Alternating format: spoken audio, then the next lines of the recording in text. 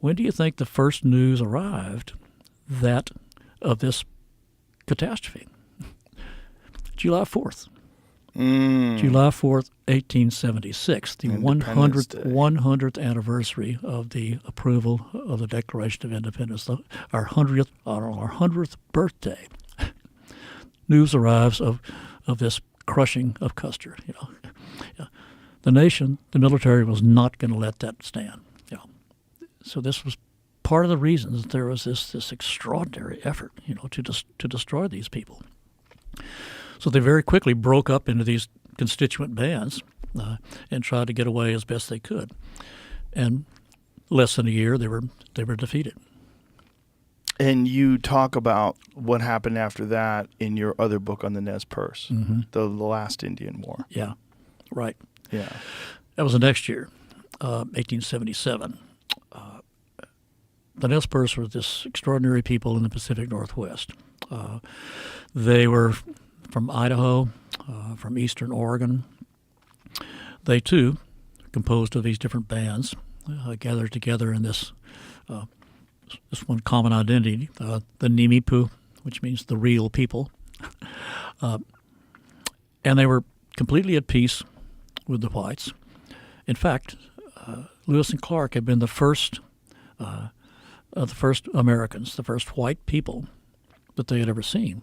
Lewis and Clark came over Lolo Pass, down in there. They were starving, and the Nez Perce took them in, saved them, helped them get some horses and canoes to keep on their way.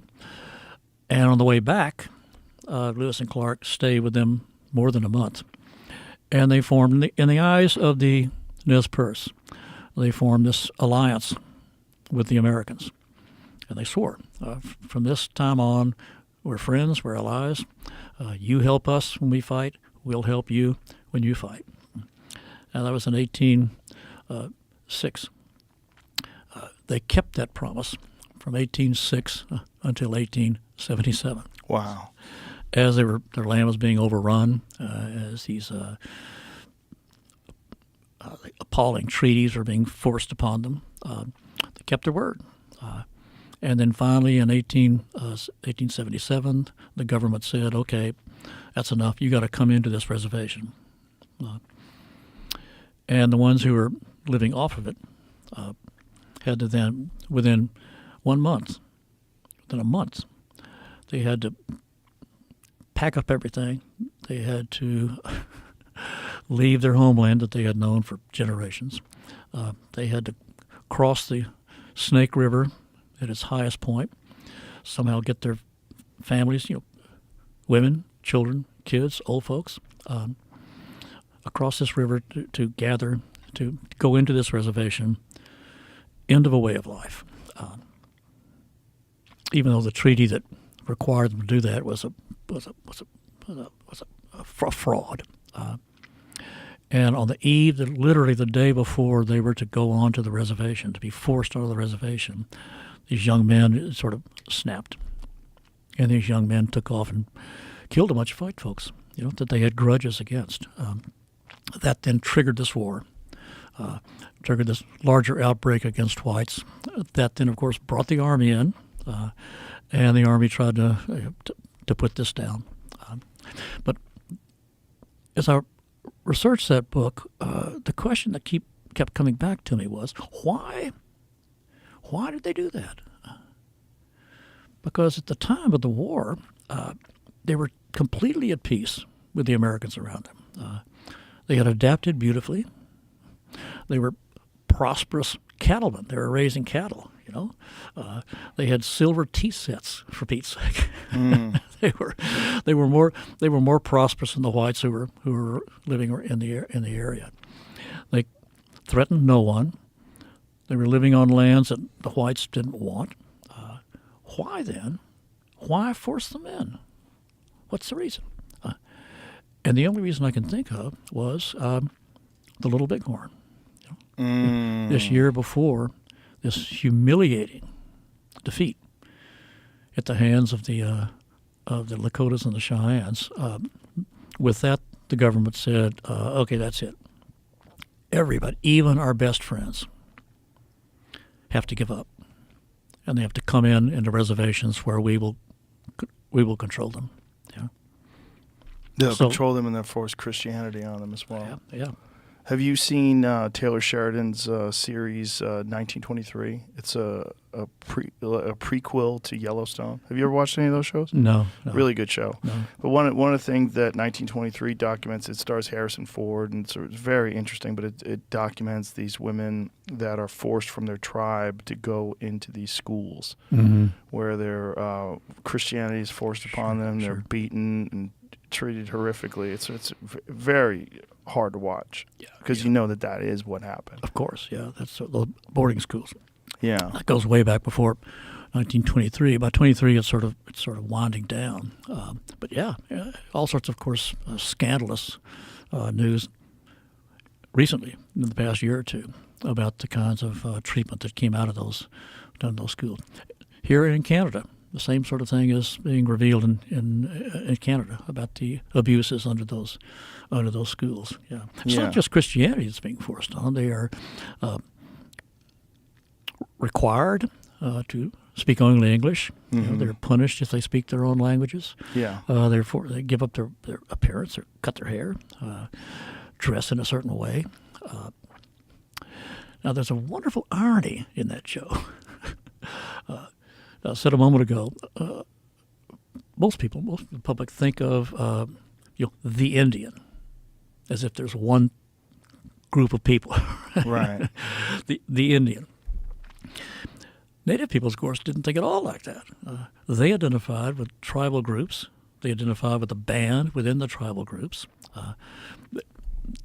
often at odds with each other. You know, they've been fighting each other like everybody fights everybody else in history. Right. So their identity was, when you say, what are you? They would say, well, I'm a Cheyenne, I'm a Comanche, I'm a Tlingit, I'm a whatever. I belong to this guy's band. So the idea of the Indian was completely foreign to them until boarding schools. And all of a sudden in boarding schools, all the kids, all the young people are required to go to these schools. All of these different groups, they're all living together. They're all forced to surrender much of their own individual cultures, those dozens of different cultures that they were, they'd come from. And suddenly it begins to dawn on them. They're now all speaking the same language, right? They're all, we've got much more in common than we have differences among us. So there's a way in which, the supposed purpose of a boarding school was to destroy Indianness. Yeah? The famous phrase coming from Colonel Pratt, who was the one who founded Carlisle, was kill the Indian to save the man, or destroy Indian identity in order to allow these people to survive in the modern world. Wow. But what the boarding schools did was, in fact, create the Indian. They didn't kill the Indian. The Indian didn't exist before that.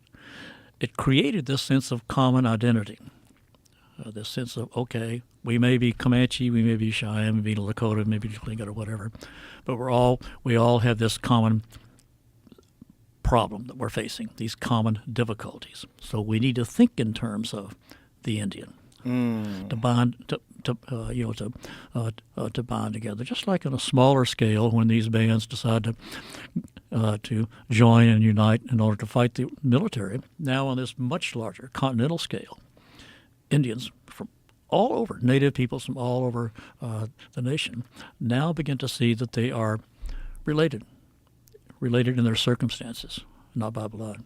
So the Indian was created, not killed, in the boarding schools. That's fascinating. When they initially tried to move the natives to reservations, how were they doing it because where the natives were, there was valuable resources? Were they doing it because geographically they could control them better in these regions? Like, what was the motivation initially? It was all of that, yeah. Certainly they were especially when they're in particular places that are very rich in resources. The great examples, of course, were mining rushes.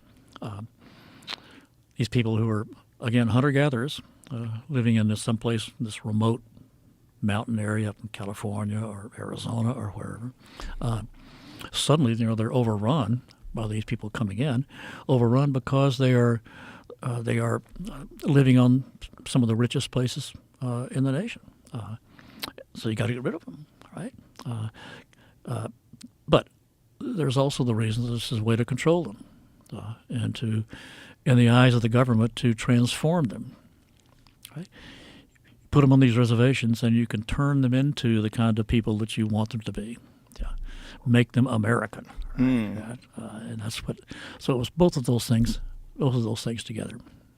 Which is historic. Like when we look back at it now, it's like one of the most horrific aspects of it, that we just try to eliminate them and just integrate them into our culture. Right. That was always the formal government goal. It wasn't simply give them a place to live the way they live. It was no. Virtually no one was saying that. Jeez. Even the people who were called, it's sort of a formal term, Friends of the Indians. They were an organization called the Friends of the Indians. And they were, honestly, in their own hearts, they thought that they were doing what was necessary for the best for these people. But this was, they said the only way we can do that, the only way that these people can be saved, is to transform them into people like us, to make them into our, to integrate them into our culture. And that depended on really basically three things. They had to become farmers, because from the beginning in this country, that's sort of the ideal life. That's how you begin your integration into the American economy. Farming, the Jeffersonian vision, of the ideal farmer. They got to be Christian. We have to have this common religion and education. We've got to take their young people, and we've got to put them in schools where they will be not only learn the basics of the 3 R's and so forth, but they'll be culturally educated.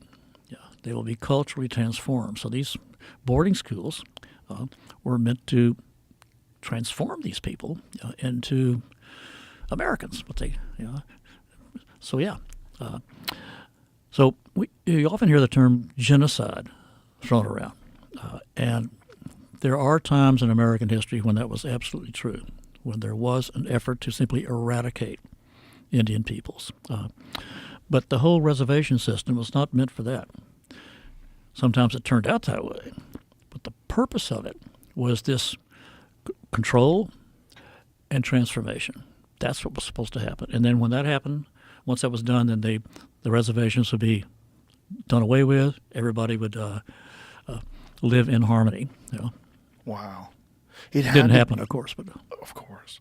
It had to be so confusing to them what the resources were that the white man wanted, too. Because they're like, why do you want gold? You can't eat it.